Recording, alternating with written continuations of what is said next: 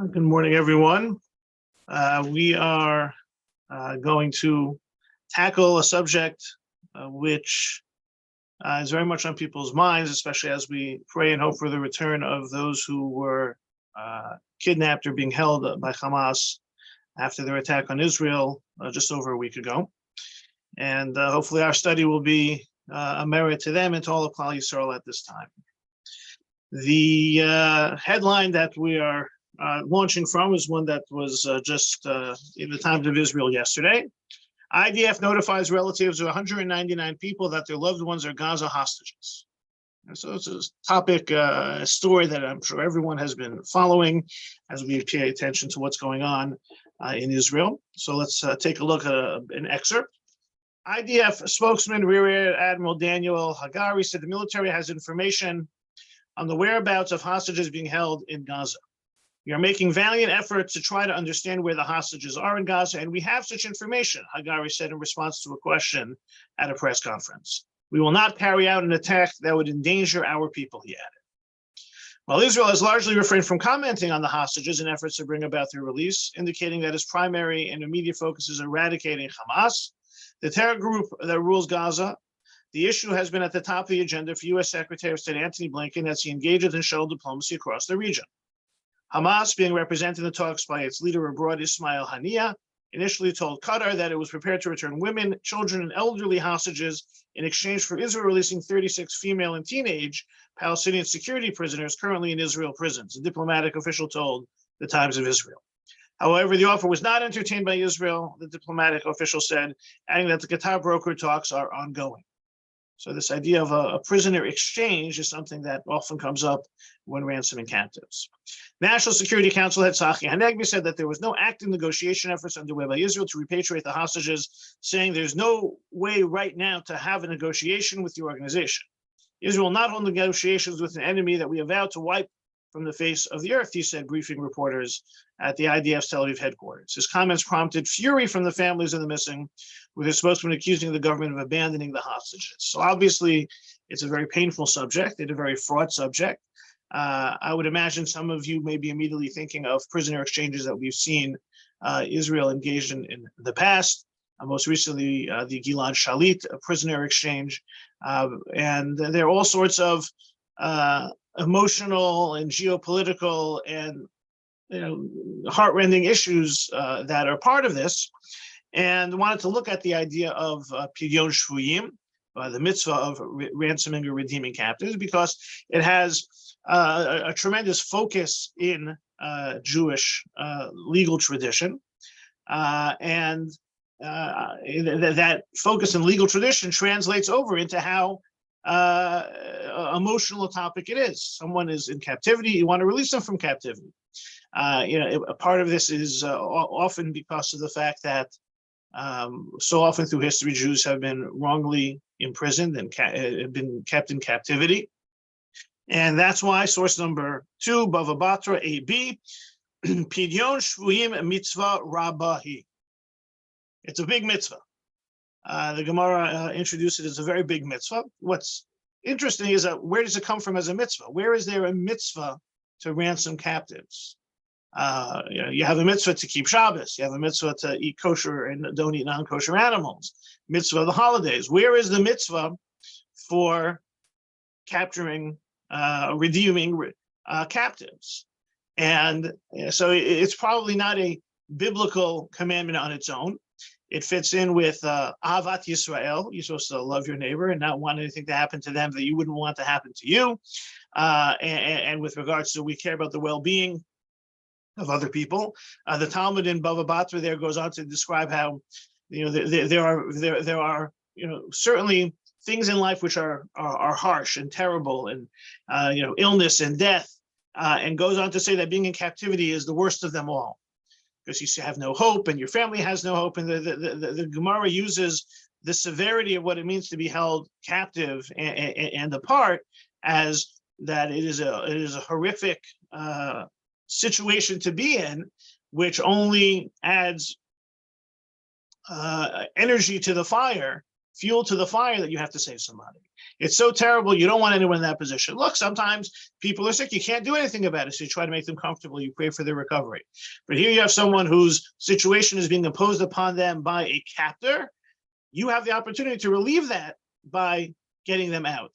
The Gemara also utilizes, as one example, something we'll read about in next week's Torah portion of Lech Lecha, of Avram going to free Lot.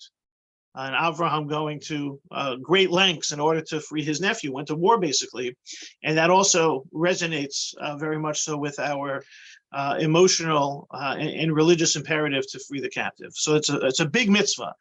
Some say that, we don't generally encounter the commentary that mitzvahs are bigger than others, right? The Mishnah in Pirkei Avos says that you should chase after easy mitzvahs and hard mitzvahs because you don't really know which one is more important than the other, or which one has greater reward. However, there are a few which rise to the top, and one, of course, is V'ahavta l'reacha kamocha, zeh klal gadol b'Torah. That's a rabbinic statement of Rabbi Akiva, which rises to the top and puts Ahavat Yisrael as a key priority, in addition to what it means for Jewish unity, for Klal Yisrael, but love one's neighbor. All right, so love one's neighbor is an important principle. Ransoming for captives, that's another important principle. That's a mitzvah rabbah. So the Tosfot comments on just how basically straightforward this is in Bava Batra, source number 3. The Talmud teaches that one is not supposed to sell a Sefer Torah unless to study Torah or to get married. Right? In general, there's a hierarchy of holy objects having to be kept in their holy purposes and not to be sold to be used for other purposes. So the Sefer Torah has only minimal reason to be sold, but does not say that we can sell it to redeem captives. Why not? If it's such a great mitzvah, then it should be one of the reasons you're allowed to sell a Sefer Torah. And Tosfot says it's self-explanatory and didn't even have to be stated. It's so important to work on ransoming captives, redeeming captives and prisoners. Obviously, you do whatever it takes. Okay.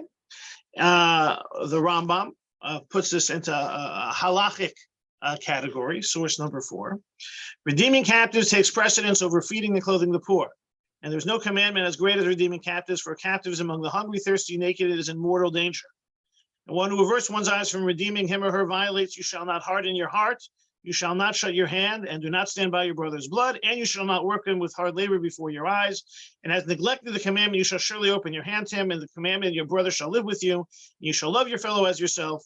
Save those who are taken to death, and many like these. There's no great commandment like redemption of captives. Right? There are 7 violations or 7 missed opportunities. You miss that. It's the equivalent of so many of these important principles of Ben Adam Lachavero that it is there is no greater commandment than it. Shulchan Aruch, source number 5. Every moment that one delays unnecessarily the ransom of a captive, it is as if he were to shed blood. It's you're standing there. Your brother's blood is being shed. Right, so this is from the Talmud. It's self-understood, says Tosfot. It's an equivalent of so many other commandments and obligations, says the Rambam. And if you don't do it, it's as if you're murdering the other person. Notes the Shulchan Aruch, providing a little bit of commentary just on the law. Any comments, questions, reactions to the significant imperative?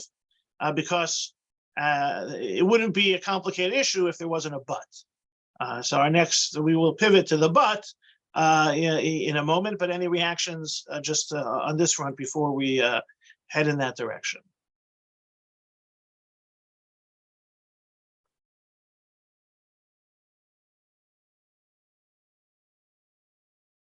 Okay, and if people don't want to speak up, you want to just type something in the chat, that's also okay as well. So what's the but? So the Talmud in Gittin, and we actually looked at this last season in Rip from the Headlines in connection with what is Tikkun Olam. Mishnah in Gittin 45a, Ein podin es hashuin yaser al kedei demehen mipnei Tikkun ha'olam.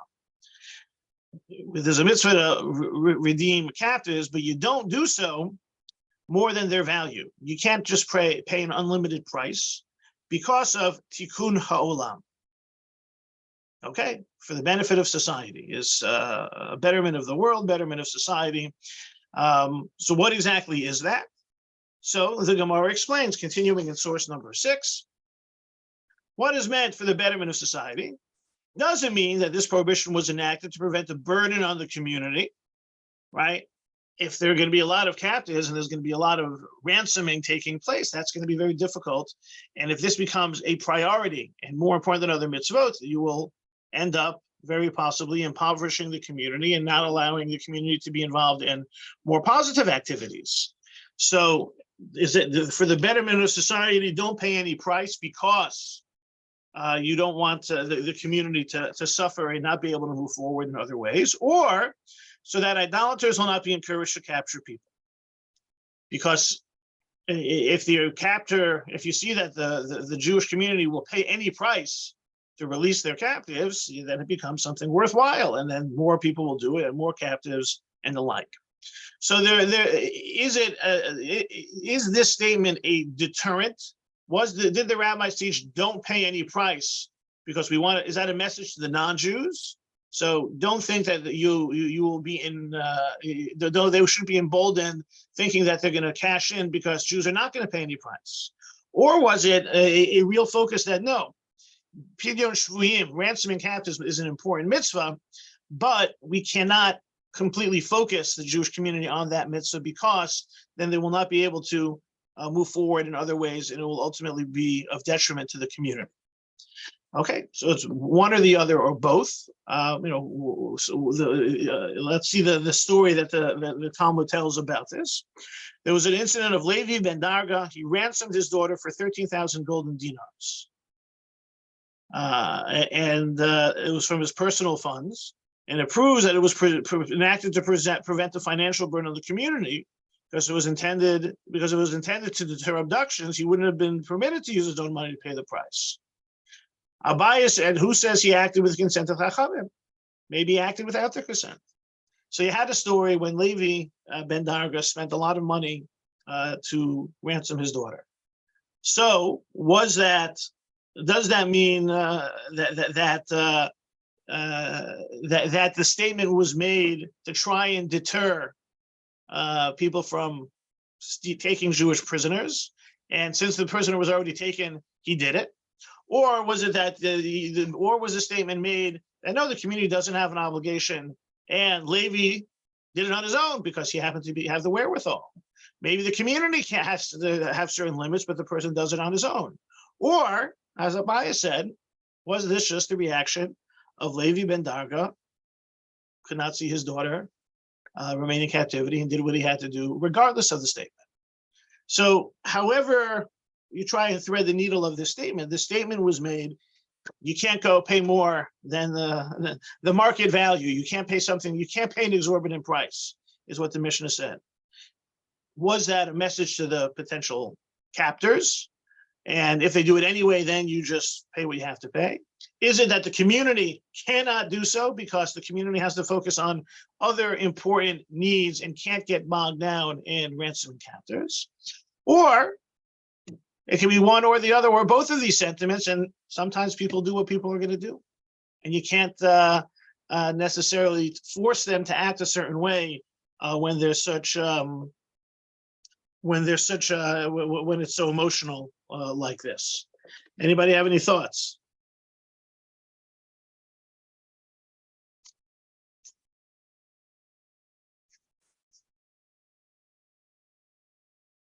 In some ways, it's almost, yes, Miriam. You have to unmute. Unmute.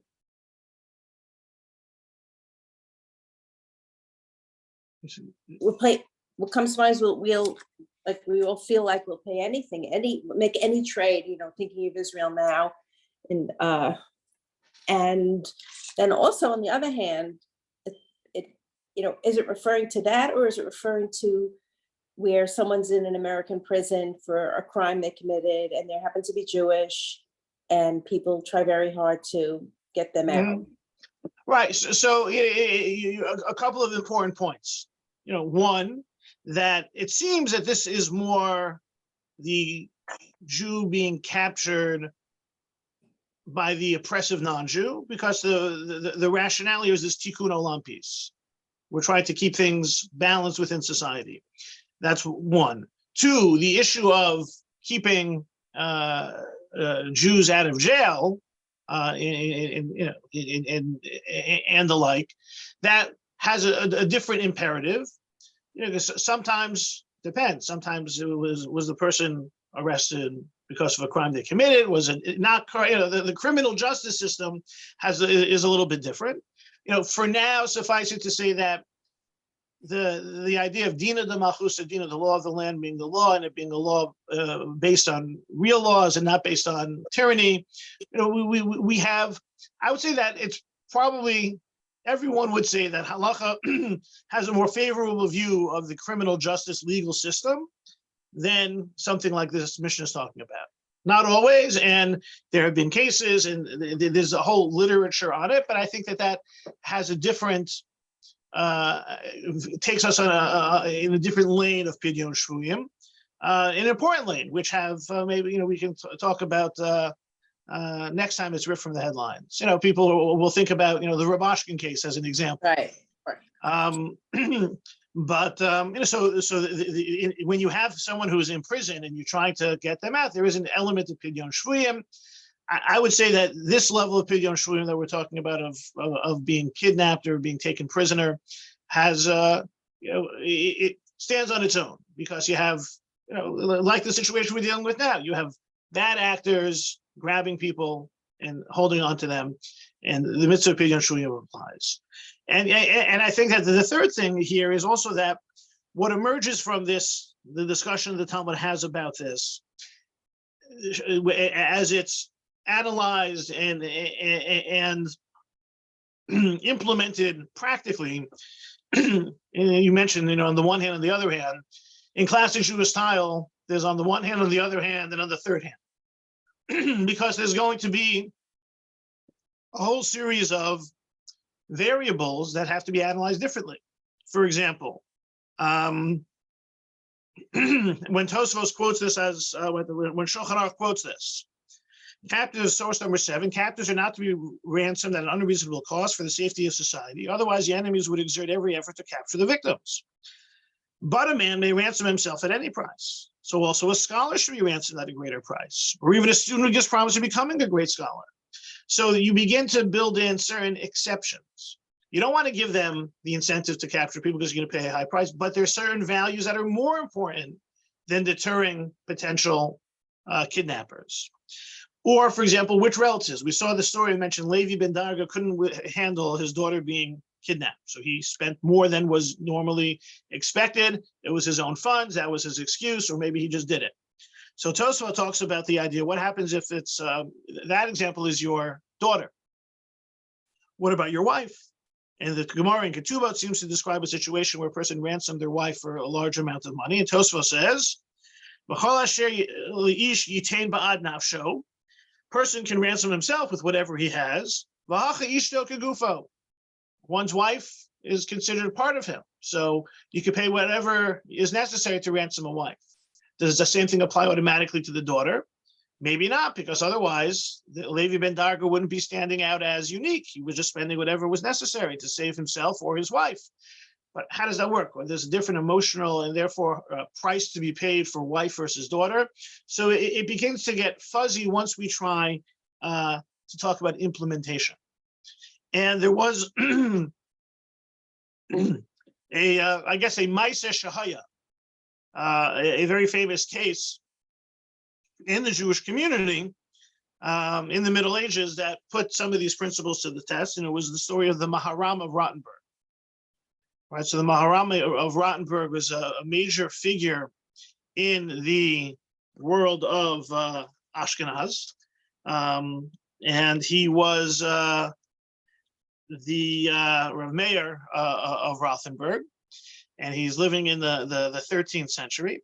And he was, according to the history we have this in certain halachic sources, we have this also in historical sources. They found the communal diary or journal or ledger of the town of Rottenburg, and it describes the idea of him being captured.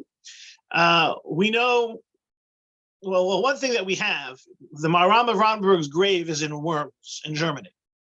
I've seen it. I've been there. It's, kind of, very, it's a very powerful to be at a grave that's, over 800 years old. Excuse me, over 700 years old. He died in 1293. So it's, we know who he was. We know his impact on Ashkenaz learning and halacha. And we have this story that he was held captive. And the way it goes is he was held captive for a ransom, and he told the community not to pay the ransom. Because we have this principle: you don't pay for this type of a thing. It's not good for the community to pay this type of a ransom. And and he died in prison. And it was only after he died that someone went against his wishes, similar to Levi ben Darga, the way the story goes, and they ransomed his remains, and his remains are buried in the Jewish cemetery in Worms, which you can see the grave to this very day. So it's recorded in some of the different rabbinic literature what happened. One of those examples is the Maharshal Rabbi Shlomo Luria in the Yam Shel Shlomo, his commentary on the Talmud, and he writes about this in Gittin, because he writes about this story in where the Talmud is discussing this very subject. So let's look at it. There's a little bit of an English. He talks about, he heard that the Maharam of Rothenburg was held captive in the Tower of Ensisheim for a few years. The emperor demanded a large sum from the community. The community wanted to redeem it, but he would not agree, since he said we don't redeem captives for more than they're worth. Okay. So the Maharshal points out a couple other things in the Hebrew selection, which we'll look at. One is that he mentions a community, Anshe Gomle Chasadim Be'eretz Tugrama V'Hasmuchim Lahem Podim Hashvuyim Yoser V'Yoser Michdei Demehem. He says that there are these people in this community, in this part of the Jewish world, in Tugrama. They redeem captives far more than their value.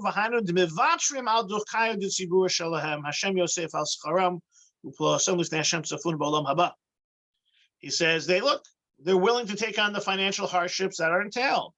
The Talmud says you don't have to pay more than is customary, because it could be detrimental financially for the community, but they do it, and they should be rewarded by God for it in Olam Haba, because getting someone out of that situation is praiseworthy. So you see the Maharshal comments that they don't have to, maybe they shouldn't, but they do, and they take it upon themselves, and that's a good thing. But how is that a good thing if the Talmud seems to discourage it? So he points out that, look, it's happened that it's more important as the Jews are spread throughout the diaspora, and there's fewer Jews, and it's a harder diaspora. Yesh lachus al yeser hapleta. You should have more mercy, more sympathy for the remaining Jews. Shelo tichbe gachalat Yisrael, so that the light of Israel not be snuffed out. Then he talks about the Maharam doing this, and he says, this is the fifth line down, Vitamani, right? He's surprised that the Maharam wouldn't allow himself to be rescued. He was a great scholar. Remember what the Shulchan Aruch said: if it's someone the Jews need, pay what you need to. And not only if it's someone the Jews need, someone who may develop into that person. Right? Shouldn't he have done it this way? So he continues after the ellipsis. So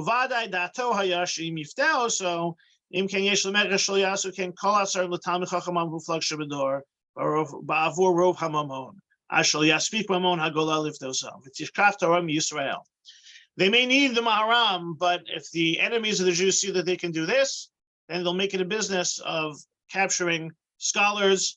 And if they capture all the scholars and none of the scholars it becomes too much.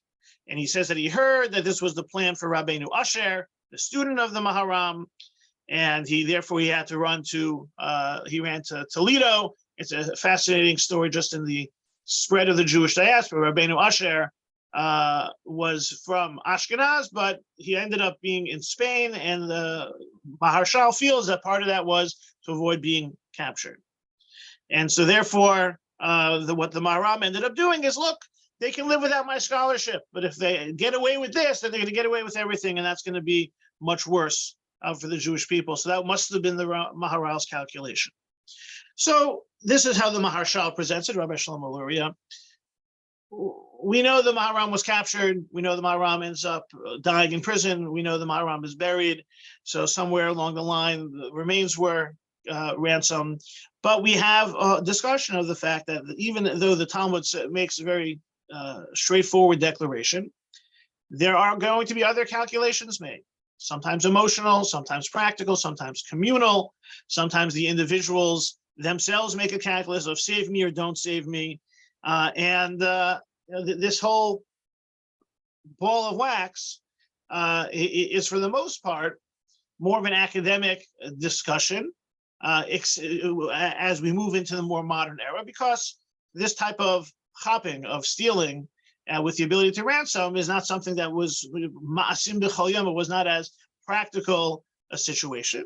When it happened, there was either there was a reasonable ransom, and that was they were willing to pay, but you don't have these the types of calculations being made by Levi ben Darga that are so impactful on the Jewish community, or stories like the Maharam. But with the state of Israel, a lot of this comes back into play.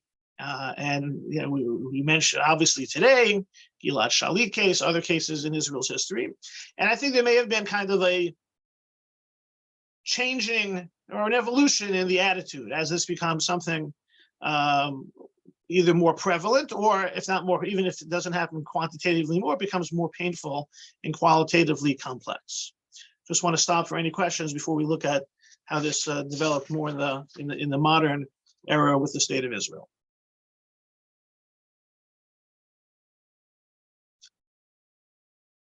So the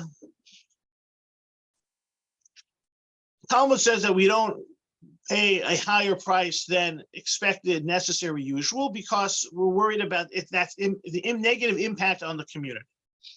So when it comes to trading terrorists or prisoners for Israeli soldiers, sometimes the argument is, well, you let these prisoners go, they're prisoners for a reason. They were caught doing bad things. They're caught attempting terrorist attacks, attempting to harm or kill people. So if you release them, what's going to happen?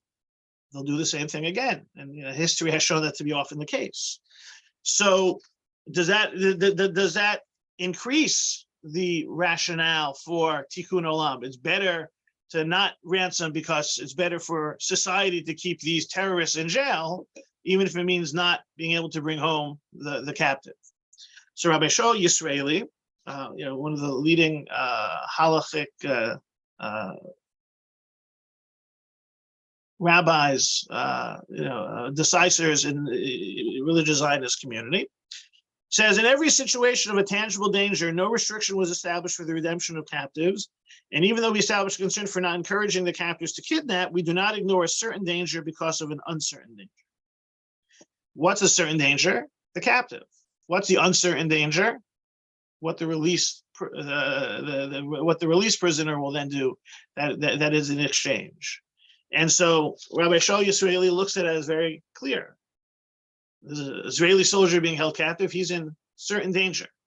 You release the prisoner, a security prison who might do something, not even a question. We have to, we side with the certain danger. Rabbi Chaim David Halevi, who was the chief rabbi of Tel Aviv, points out that just, yeah.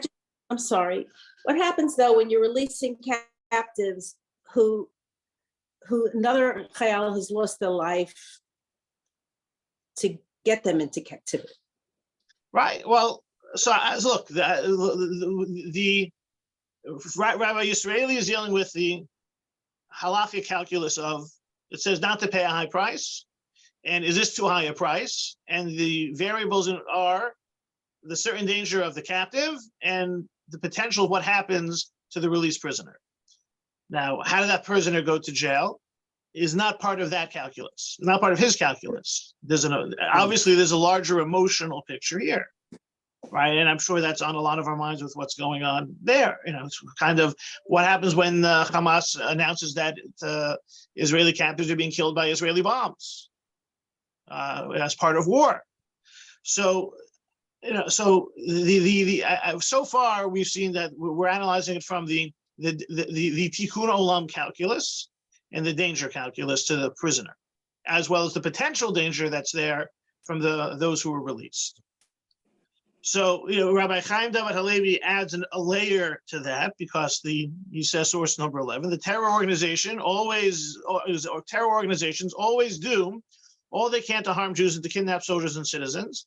Any lack of success is due to our security apparatus. The freeing of several hundred terrorists cannot be said to pose any new, previously non-existent danger. He looks at the situation. We're in a state of, they're going to try to do no matter what happens.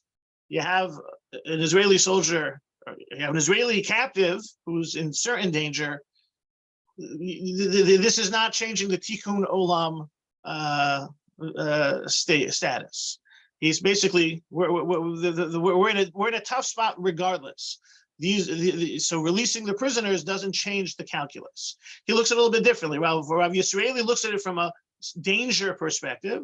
Someone definitely in danger versus potential danger. So you do what you can for the person in certain danger. Rabbi Halevi analyzes the overall situation. We're in a dangerous time period. The calculus does not really need to be made, because behind all of these prisoners are certainly others right at this moment anyway. What's a few more in the larger efforts to attack us? Now, the other side of this is a Rabbi Avram Yitzchak Kilav, who wrote an article on the subject in the Israeli journal Tehumim, and some of it is summarized in English in a book that came out called Crossroads, where he says, if the prohibition is based on the need to discourage future abductions, it will be prohibited to release terrorists. As experience has shown, this will surely encourage more abductions in the future. He takes this kind of the inverse analysis as Rabbi Halevi and says, wait a second, we may be in a difficult situation, but that's the reason to be more concerned with what's going to happen. And therefore, you're going to amplify the danger by trading an Israeli captive for security prisoners or a terrorist in prison, and therefore it cannot be done. Painful for the captive and their family, but this is a larger situation. There's war, and war is hell. Rabbi Herschel Schachter looks at this approach as it came up or within a Maaseh Shehaya. Right, there was a hijacking in 1970, and Arab terrorists seized 2 planes filled with Jewish tourists returning from Israel to America and took them to Jordan. He's writing this within a halachic article, so it's not, narrative. It's part of a halachic discussion, and threatened to kill them all. Amongst the captives was Rabbi Yitzchak Hutner, the head of Chaim Berlin. Some people may remember this story.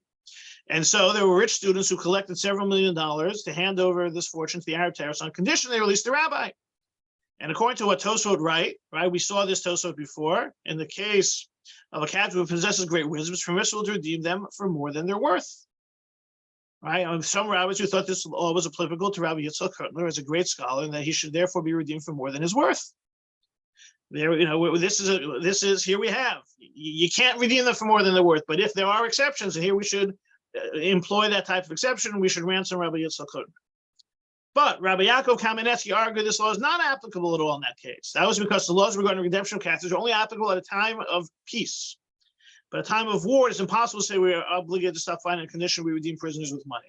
Rather, one cannot redeem captives in this situation, because then you would be helping our enemies in the middle of a war, since this large monetary gift to our enemies would allow them to further strengthen their position in the war. So there are other calculations at play. The whole ransoming captives is kind of a one-to-one scenario. It's not within a larger geopolitical military conversation.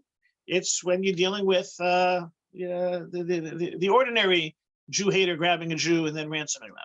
But in a war situation, along the lines of what Rabbi Yitzchak Kilav mentioned in source number 12, you have larger calculations to be made. So it's a machlokas, and this comes up. For the most part, it's a machlokas which has a major emotional component. When looking at this, going back, the Gilad Shalit situation, an agreement that had, I think it was hundreds of terrorists released to get his return. For the most part, it was about 80% of Israelis supported that, supported it to get him home. Because while the concept of war may halachically tip the calculus to being more restrictive and more more insulated from the emotional component and may require a harsher halachic response, while at the same time the emotions play out as well. And some have pointed out that that is correct, that emotions and morale play into this as well. Rabbi Yuval Sherlow, the impact of the morale in the army could be significant. Once a soldier knows that the state will not do everything it can to free him, including a willingness to release murders in exchange for his freedom, it will diminish his motivation to fight. The soldier knows that Israel, the state of Israel, will do whatever it can to bring them home.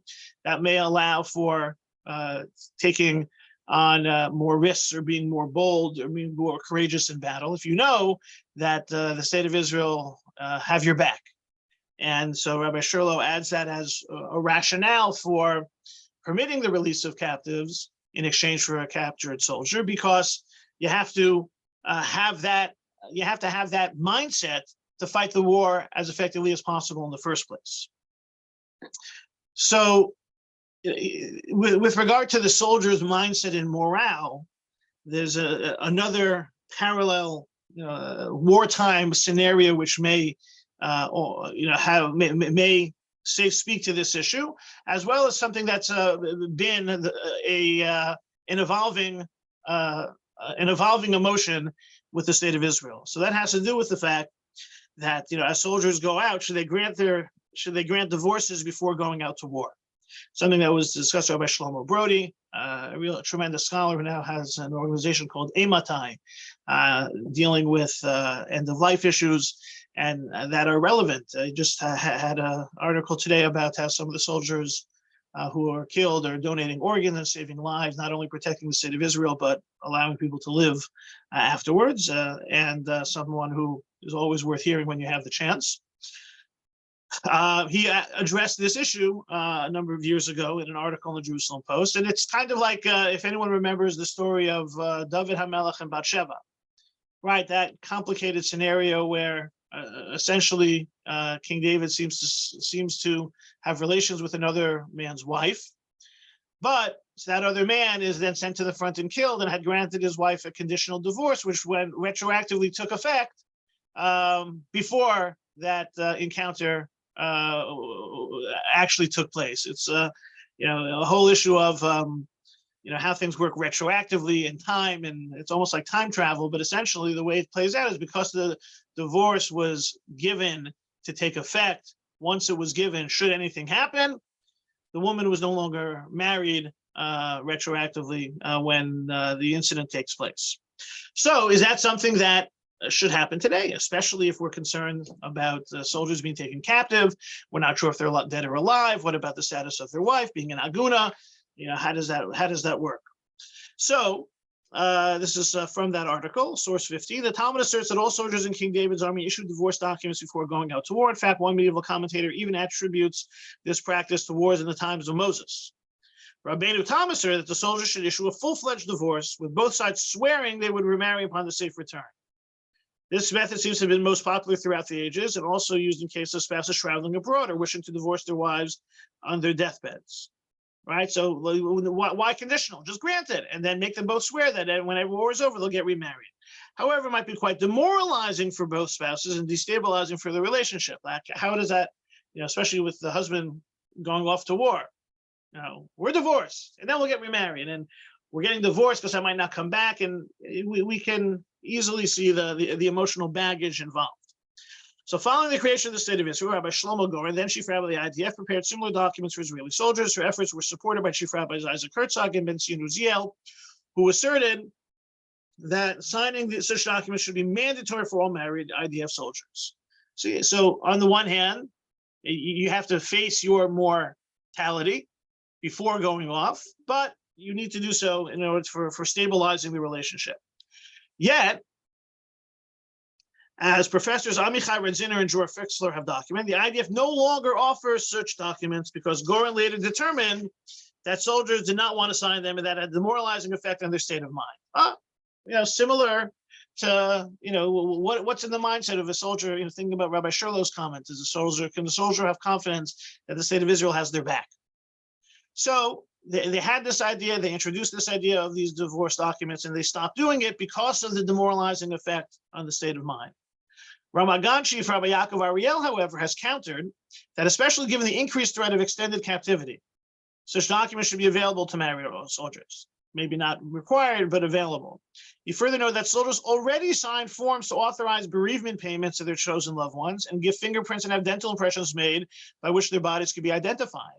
If that doesn't harm morale, then neither should authorizing rabbinic court to protect the welfare of their spouses in case their fates are unknown.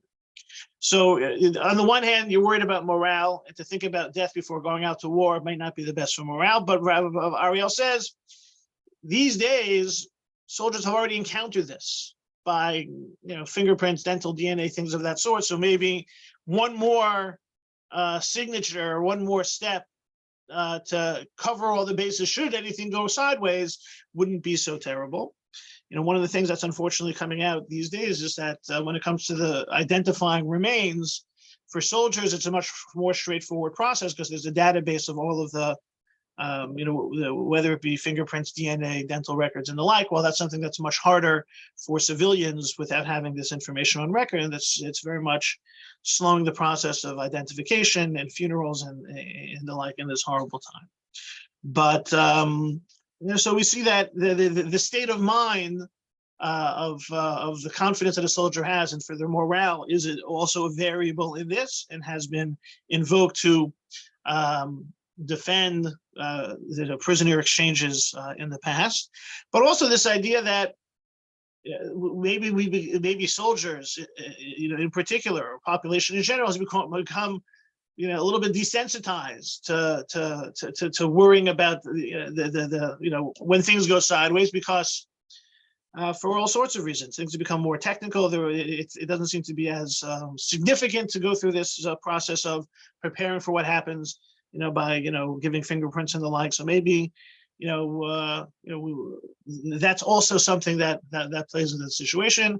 It does seem that the practice of the state of Israel has always been to keep the morale of the soldier in the country foremost, and that has guided its actions, even in some difficult situations that would seem to be more complicated, at least from halachic sources, from this state of war and the like.